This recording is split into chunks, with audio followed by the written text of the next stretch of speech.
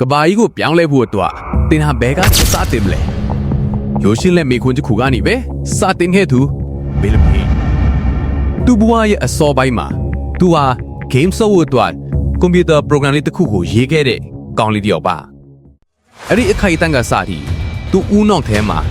ပေါက်ဖွာလာတဲ့စိတ်ကူးတစ်ခုကိုဘယ်တော့မှမေးဖြောက်ခဲ့ခြင်းမရှိပါဘူးသူဟာ Harvard တက္ကသိုလ်ကိုစွန့်လွတ်ခဲ့တယ်ဘာလို့လဲဆိုတော့ကျောင်းခန်းထဲကတင်ငန်းစာတွေထက်လက်တွေ့နဲ့ပဲကအခွင့်အလမ်းတွေကပိုကြီးမားနေလို့ပါပဲ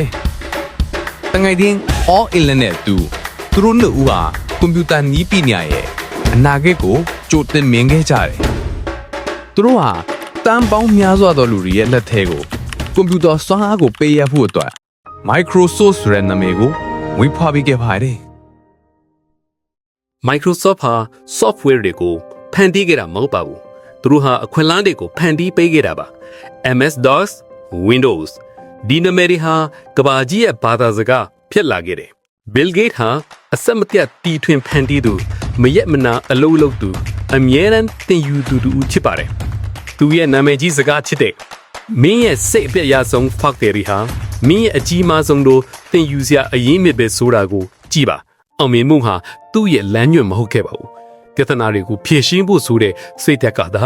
သူ့ရဲ့အမောင်းနှင်အားဖြစ်ခဲ့တာပါကမ္ဘာအချမ်းသာဆုံးပုဂ္ဂိုလ်ဖြစ်လာတဲ့အခါမှာတော့သူဟာရက်တံမညီခဲ့ပါဘူးသူဟာကမ္ဘာပေါ်ကအကြီးမားဆုံးသောပြဿနာတစ်ခုကိုရှာဖွေဖို့နောက်ထပ်ခရီးတစ်ခုကိုစတင်ခဲ့ပြန်ပါတယ်ဒီလောက်ကြီးမားတဲ့အောင်မြင်မှုကိုဘလို့ကင်တွယ်မလဲတာမန်လူတွေလိုသူ့ကိုယ်သူပဲပြန်သူ့မလားမဟုတ်ပါဘူးဘေဒုဂိတ်ဟာလောကကြီးကိုသူရရှိသမျှအားလုံးကိုပြန်ပေးဖို့ဆုံးဖြတ်ခဲ့ပါတယ်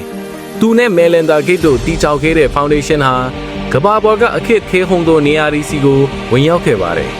ကာကွယ်ဆေးတွေပညာရေးနဲ့စိုက်ပျိုးရေးဆိုင်ရာတည်ထွင်ဖန်တီးမှုတွေကိုထောက်ပံ့ခဲ့တယ်စင်းရဲတဲ့သူတွေကိုရင်းနှီးမြှုပ်နှံတဲ့ခါမှသာအနာဂတ်ကိုရေရှည်တည်တံ့အောင်ဖန်တီးနိုင်မယ်လို့သူကယုံကြည်ပါတယ်သူဟာစာရည်သူပရဟိကသမားနီးပညာအကြံပေးတယောက်ဖြစ်ပါတယ်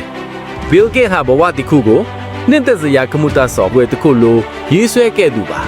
ကြီးမားတဲ့စိတ်ကူးတွေအပြင်းထန်စ조사အားထုတ်မှုတွေနဲ့လူသားမျိုးတွေအပေါ်တက်ရောက်မှုတွေကိုအဓိကထားခဲ့သူအဖြစ်သမိုင်းမှာအမြဲတမ်းမှတ်တမ်းတင်ခံရမှာဖြစ်ပါတယ်